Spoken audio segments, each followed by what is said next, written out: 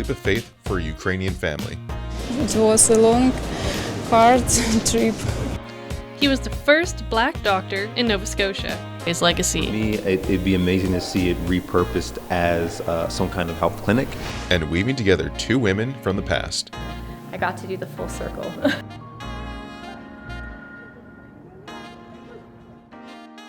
Welcome to The Signal. I'm Angela Capobianco. And I'm Declan Zion Rule. It was a very late end to a 7-day journey for a young Ukrainian family. Thousands of Ukrainians have come to Canada fleeing the war, and many arrive with little more than each other. Anna Mandan has the story. It's nearly midnight. Ukrainian Yulia Strumbitska and her family just stepped off a plane from Montreal. But she left home more than 7 days ago. Her family traveled through 5 countries before arriving in Canada. It was a long, hard trip. Strumbitska and her family are from Odessa, Ukraine. They decided to leave in September, looking for a safer place to stay. Ukraine says Russian forces... Odessa made headlines multiple times last year as Russia attacked the city with missiles. It was very difficult to live stay in Ukraine. It's rockets fall near our house, and we live without light. Last week, after months of paperwork, they finally left Ukraine. Only 2 days before they arrived, they still had no place to stay. That's when she turned to Facebook. She wrote, "We are looking for a host family for the first time. We are clean and decent people. We are grateful for any help. With best wishes, the Strumbitska family." That's when Sergei Zitlunok and his wife stepped in, offering to share their home with a family they'd never met. We saw the post and messaged them. People arrive from Ukraine, and I know that there is tough times there. And I also was born in Ukraine, so we wanted to help. The government of Canada says over 145,000 Ukrainians have come to Canada since Russia invaded. And Strumbitska's not the only one asking for help.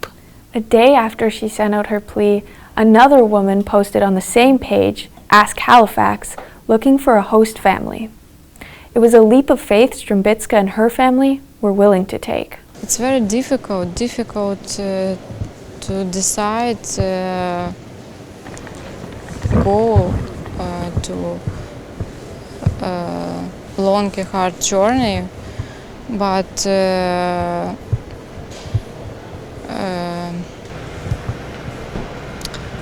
people must think about his lives. It is very important. For The Signal, I'm Anna Mandan in Halifax. Although they have a temporary place to stay, the Strumbitskas now have to find an apartment, jobs, and get their children into school. They haven't been able to go to school since the pandemic. So Declan, I understand you have a story about another family trying to bring a loved one to safety. Indeed I do. When a group heard that their friend needed to rescue his family from a refugee camp, it went into action. So I grabbed my camera and headed to a dance. It's a fun time at the Sakawa Canoe Club in Lower Sackville as people come for a dance. A light-hearted dance for a heavy-duty cause, raising money to help Paul Baraka's family back in Uganda. Baraka and his family spent 12 years in a Ugandan refugee camp. We got attacked so many times. There was a famine, there was a rebel attack at all the time, there was a women rape, and then I myself, I risked for many times being attacked by unknown people following me original from my country up to the refugee camp. Actually, I in the refugee camp and my family, we are not secured. Paul Baraka and his family came to Canada in 2017. They left behind the harsh conditions of a Uganda refugee camp. Unfortunately, he had to leave his brother and his family behind. Recently, his brother was kidnapped, and they don't know where he is. Now, his brother's wife and 4 children are more vulnerable. My brother was kidnapped, Paluku Emery Shabantu, the brother that I have left behind there. So and his wife is there with the 4 kids. So we are pleading our humble prayer requests to within our community here in Canada and all over the world. We are pleading to help our family to bring them in Canada here. Carmen Ben-Davis is a friend of the Baraka family and had the idea of the Give Back, Get Out dance. So Paul had shared with us the need for funds to bring his brother to Canada and just how dire their situation was. And of course, when you know your friend is going through that, it's really hard to ignore it. So we all just sort of came together on our own as like a community of friends and neighbors. We were trying to raise money for a long time, but we just needed to reach out for more help and from a broader community for support. The dance raised a total of $9,260 through donations. The final goal is $15,000. All funds will be held in an account with the Universalist Unitarian Church of Halifax, who are sponsorship agreement holders for Paul's brother and family. Paul and his family dream of a reunion. It will be so much joy because family is something that you can buy family. Declan Z. Roll, The Signal, Halifax. It may soon cost you more for a meal out. That prediction comes after the closure of 2 restaurants in downtown Halifax. The Restaurant Association of Nova Scotia is warning that restaurants will have to increase prices to keep their doors open. The Signal's Rye Pembroke reports. From crowded to quiet, Hermitage and Julep were 2 of downtown Halifax's bustling restaurants. On January 19th, owner Lawrence Deneau announced the closures of both businesses effective immediately. He shared this news on Instagram. "It is with a sad and extremely disappointed heart that I must close Hermitage and Julep immediately. Due to skyrocketing costs, food inflation, COVID shutdowns, and debts incurred over the past 3 years, it has become impossible to operate sustainably." It's a pattern, according to Gordon Stewart. Right now, if you take a look at the landscape of restaurants, Rye, you probably find that 50% of the restaurants in Nova Scotia are either breaking even or losing money. So that's not a good environment. That's never happened before. Take Harvest Clean Eats, for example. CEO and co-founder Connor Stoylov took to Instagram last week to share a post about rising prices. "As we navigate the post-pandemic new normal," he writes, "there are several changes facing the food industry. We know we are not alone. Most restaurants are operating at a loss or barely breaking even. Harvest will introduce price changes across the menu." Gordon Stewart says that a minimum 8% increase is to be expected in food prices across the industry this year. Moving your prices up, the average says 5.6%, but if you don't get your prices up closer to 8% this year, you're not even covering your costs. Stewart says to expect price changes across your favorite menus and to see more and more businesses deciding to close their doors. For The Signal, I'm Rye Pembroke in Halifax. In an Instagram post, Lawrence Deneau said staff will get a severance package. On a lighter note, after the great snow drought in Halifax, the flurries fell last Friday. Reporters Anna Mandan and Katie McKenna hit the streets to see how some Haligonians spent their day. An unusual sight in the early morning outside local source market on Agricola Street. After breaking a record for no snow in Halifax in December, it came. People like shopkeepers made the trek in to keep open for customers. It is pretty gross outside, but we're still kicking. Hasn't been too busy, but I mean, people are definitely coming in, and it's a bit easier of a walk for a lot of people around on Agricola, so. This man said he swapped out the wheels on his beer wagon so he could haul some groceries home in the snow. I need some groceries. Primarily the cat litter was the issue, but I figured I'd pick up a few other things. I got some wine and some fruit and some cookies, so all the necessities. So. On the Commons, a snowball fight turned into a very, very large snowball. He needed help, and he was challenged this morning from a friend of ours. Yes. So we've been at it since 11 a.m. It's now what, David? Like 2, almost 3? Close to 3 o'clock. It's 6 hours we've been at this. Who wants to go that way? Who wants to go that way? Black History Month is only a week away, and there's so many interesting stories that I just don't know about. Angela, you have a story about a Black Nova Scotia doctor, if I remember so.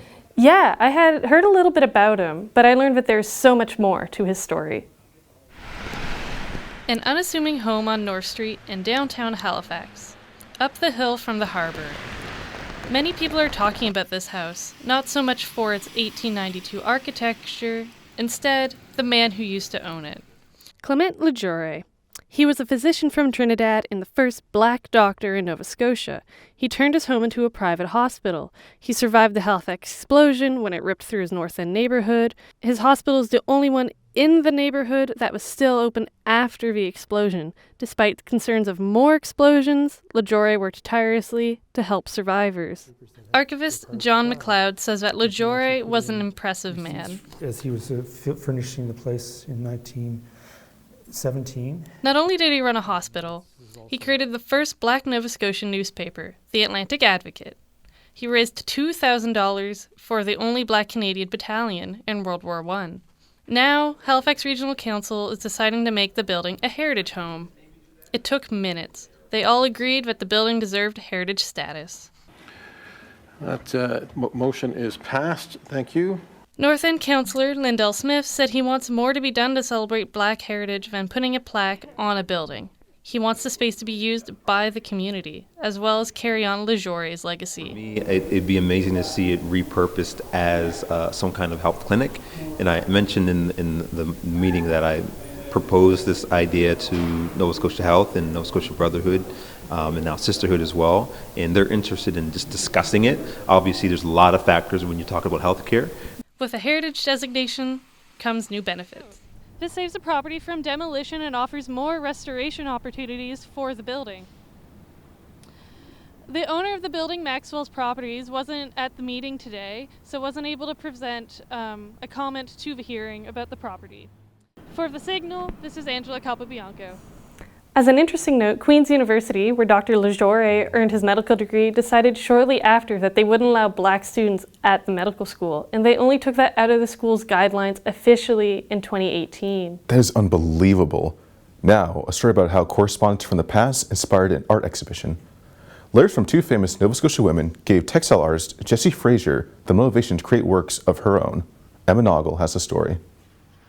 Textile artist Jessie Fraser combines many elements into a beautiful art exhibition titled I Hope You Are Both Well at the Mary E. Black Gallery, a sentiment used by Helen Creighton to close a letter she wrote to Mary and her sister. So I noticed that these two women were born around the same time. They're both authors, so I figured they knew each other. They hung out, they communicated. But I went to the Nova Scotia archives and I found quite a bit of correspondence between the two. So they were often writing letters, telling each other about big events they had going on.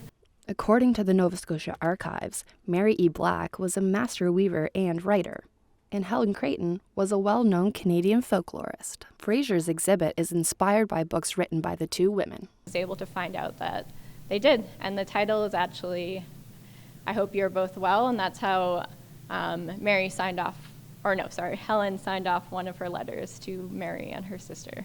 When Fraser moved to Halifax, she didn't know anyone. She spent time reading Helen Creighton's Blue-Nosed Ghosts. This taught her some geography of Nova Scotia. She was also doing a residency at Centre for Craft, which houses the Mary E. Black Gallery down the hall. She said she was surrounded by her name and that the center has a small archive about her. Center director Emily Wareham said they do their selection process 2 years in advance. Well rounded out with the conceptual underpinnings of Mary Black's Key to Weaving book and the Helen Creighton being another layer of that site-specific practice that we knew Jessie was sort of aiming for and working towards. Fraser's first exhibition was held at Helen Creighton's old home. So having this exhibition at a gallery dedicated to Mary E. Black cements their connection. I got to do the full circle. The exhibit will be open until March 12th of this year. For The Signal, Emma Noggle, Halifax. Jessie Fraser welcomes people to come take a look at the gallery next to Nova Scotia College of Art and Design. I'm definitely going to check that out. Well, that's our show. Thank you for journeying through these stories with us today. I'm Angela Capobianco. And I'm Declan Zion Roll. We'll see you next week.